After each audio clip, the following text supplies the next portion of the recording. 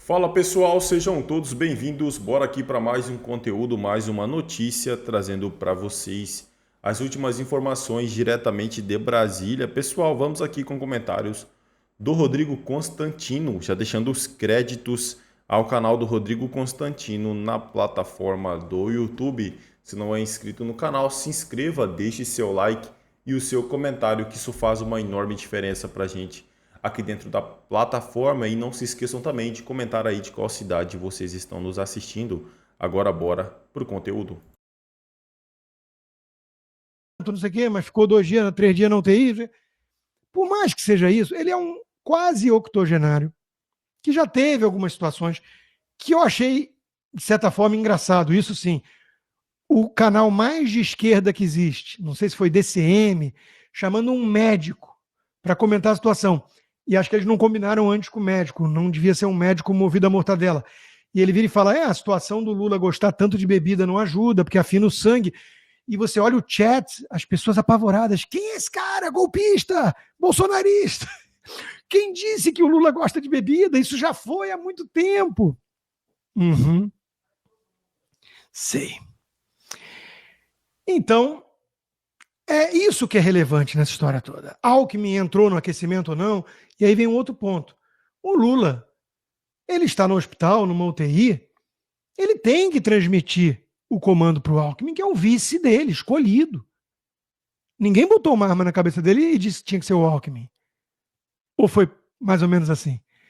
É uma aliança instável, nefasta, entre tucanos e petistas, entre globalistas e comunistas, né, para impedir a direita de continuar consertando o Brasil. A gente sabe que foi isso. E que ninguém ali confia em ninguém. Né? Então,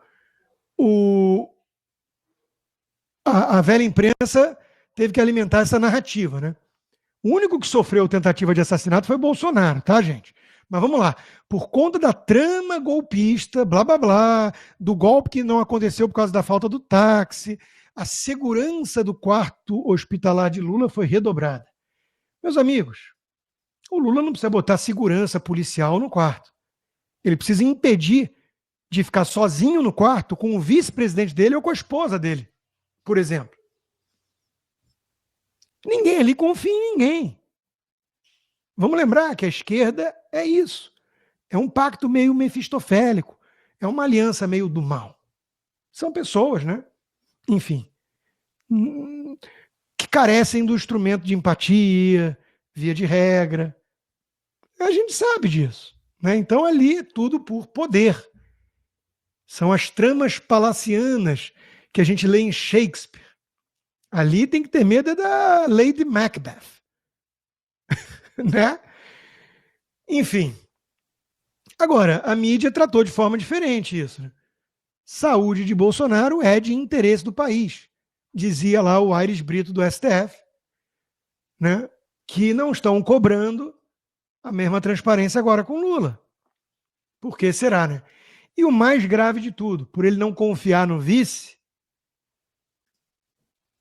Lula está trabalhando e sanciona leis digitalmente da UTI, diz o ministro Padilha.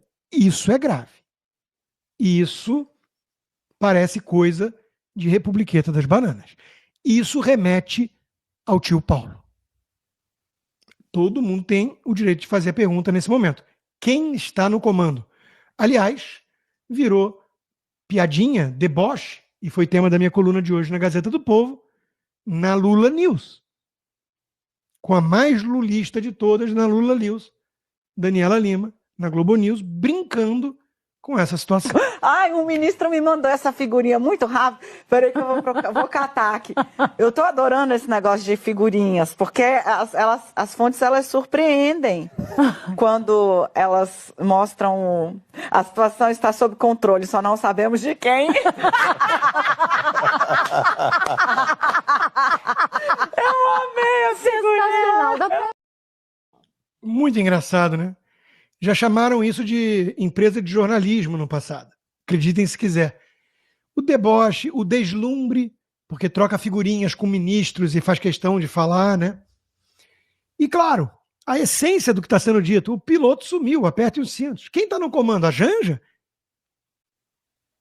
Quem é que está no comando dessa porra? Dessa bagaça? Então, meus amigos, o pior é que a gente sabe quem está no comando. E é isso que nos desespera ainda mais. É essa corja toda. Essa corja desse sistema podre e carcomido que tomou as rédeas do Brasil para se vingar de vez e garantir que nunca mais volte a se repetir uma operação bem-sucedida de combate à corrupção como a Lava Jato, que a direita nunca mais ouse chegar ao poder, persegue empresários, persegue jornalistas, persegue o próprio Bolsonaro, persegue todo mundo, e para dar habeas corpus, devolver dinheiro, helicóptero, proibir operações policiais e pensar em colocar armas não letais na mão da polícia para proteger os companheiros do crime organizado, que mantém diálogo cabuloso com essa turma. Então, meus amigos, narco-estado. Essa é a definição de um narco-estado. Se isso te assusta, parabéns. A Colômbia, na época do Pablo Escobar, não era brincadeira. O México não é brincadeira. Pode virar também a Venezuela. Eu recomendo que você invista na sua carreira. Tem a ver com isso, apesar de lagostas e carros blindados e tudo mais, mas é a justiça mais cara do mundo. E olha que nem é justiça. Gasta 1,6% do PIB. Distribui bilhões em penduricalhos. É ou não é? E a palavra que melhor define a relação entre os poderes hoje é a promiscuidade. Jorge Bessias, né, o famoso despachante que a Dilma ia mandar levar a posse do ministério para o Lula se a polícia batesse na casa dele, né? O Jorge Bessias, parabenizando o ministro Alexandre de Moraes pelo seu aniversário, tem em mim um admirador e parceiro nesse desafio hercúleo de manter o Brasil no eixo da democracia. Eles perderam o pudor. Eles não precisam mais esconder o que eles fazem e o que eles fizeram, porque eles tomaram o poder, o que é diferente de ganhar a eleição.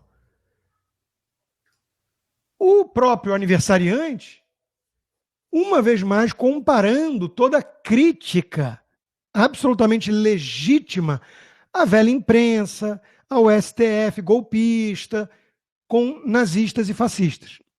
Curiosamente, ele não menciona comunistas, a terceira ideologia totalitária que assolou o século XX. Ele diz que não existe mais, vai ver que é por isso. O nazismo existe, mas o comunismo de Cuba, Nicarágua, Coreia do Norte, China, não. O tema da minha coluna para a Revista Oeste, disponível hoje, e que os meus apoiadores receberam na quarta de manhã, foi justamente isso. Eu peguei um vídeo que eu tive acesso de fontes que estavam no local, de uma palestra do Barroso na Procuradoria-Geral do Estado no Rio de Janeiro, sobre populismo autoritário. E o mais curioso da palestra dele é que ele está falando sem tirar nem pôr do que eles estão fazendo. Cooptando as cortes supremas e não sei o quê. E ele dá de exemplo Nicarágua e Venezuela, que são regimes alinhados e companheiros de Lula, do PT, do Foro de São Paulo, não de Bolsonaro, não da direita. Mas ele dá esses exemplos de tão cara de pau que ele é. E para o Alexandre de Moraes e para o Barroso, a grande ameaça à democracia brasileira, que eles estão salvando junto com o Bessias, com o Lula, é o bolsonarismo. Não o Lula cooptando o Supremo, as Forças Armadas e a mídia. Mas ele acaba descrevendo exatamente, passo a passo, o que eles estão fazendo. O que está naquele decálogo leninista. Acuse-os do que você faz. É diante de um espelho que Xande e Barroso se manifestam. Enquanto isso, nosso Bob Jeff, condenado, STF forma maioria para condená-lo por atentado aos poderes. Ele realmente pegou em armas e trocou tiro. Estava meio doido, não sei, com a polícia. E na casa dele. Ele não foi tentar invadir prédio nenhum, não sei o quê. Ele não atentou contra nenhum poder. Ou seja, ele falou. Então, quando você vai ver a decisão, são falas. É crime de opinião. Ele incitou, ele alimentou pela influência que ele tem os golpistas e tentaram criar, inclusive, o elo, claro, com o 8 de janeiro, que ele já estava preso, né? Olha que loucura. Um sujeito que não tem foro privilegiado sendo julgado no STF por atentado contra os poderes, por falar, e no 8 de janeiro que ele, de alguma forma, participou. É uma loucura, mas é o Brasil de hoje. É o Brasil de hoje. Enquanto isso, o ministro bolsonarista do Supremo, Cássio Nunes Marques, nega pedido de Bolsonaro e vota para manter Moraes em casos de trama golpista e 8 de janeiro. Quando eu criticava a escolha do Cássio, eu apanhava de alguns bolsonaristas, porque não pode criticar nunca. O Trump indicou 3 grandes nomes para a Suprema Corte aqui. O Bolsonaro indicou 2. Isso aí. Então, temos que poder criticar, né? É complicado. Enquanto o sistema não considera Xande suspeito para julgar Bolsonaro, Roberto Jefferson sem foro, já preso, culpado pelo 8 de janeiro, que teria sido golpe de Estado. Tudo assim, forçando a barra num nível patético. Enquanto tudo isso acontece, e a Débora, cabeleireira, sem antecedente criminal, mãe de 2 adolescentes ou crianças, segue presa, condenada a 14 anos de prisão. Alexandre Nardoni, condenado por matar a própria filha, é autorizado pela justiça a passar o fim de ano com a família no litoral.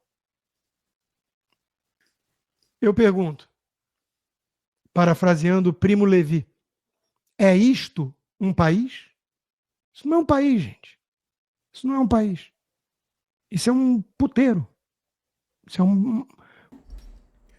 É isso aí, pessoal, e vamos aqui para mais uma notícia. A Polícia Federal prende Braga Neto por ordem do STF.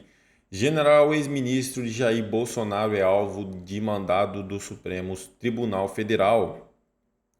O general da reserva Walter Braga Neto, ex-ministro da Defesa e candidato a vice de Jair Bolsonaro nas eleições de 2022, foi preso pela Polícia Federal na manhã deste sábado em Copacabana, no Rio de Janeiro. A prisão foi ordenada pelo Supremo Tribunal Federal como parte de um inquérito que investiga uma suposta tentativa de golpe para impedir a posse do presidente Lula.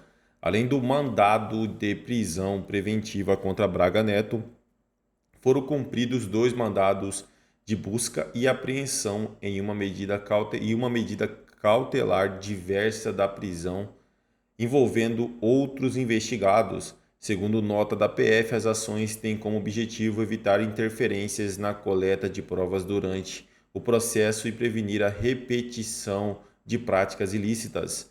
Braga Neto foi detido com o apoio do Exército e será transferido para o Comando Militar do Leste, onde ficará sob custódia das Forças Armadas. As operações ocorreram simultaneamente no Rio de Janeiro e em Brasília. A PF não divulgou detalhes sobre os elementos que levaram à prisão do general ou sobre as acusações específicas contra ele. Contudo, a nota oficial aponta que os investigados estariam atrapalhando a livre produção de provas no curso do processo. É isso aí, pessoal. Agradeço a vocês pela companhia. Se não é inscrito no canal, se inscreva, deixe seu like e o seu comentário, que isso faz uma enorme diferença para a gente aqui dentro da plataforma. Desde já agradeço, valeu!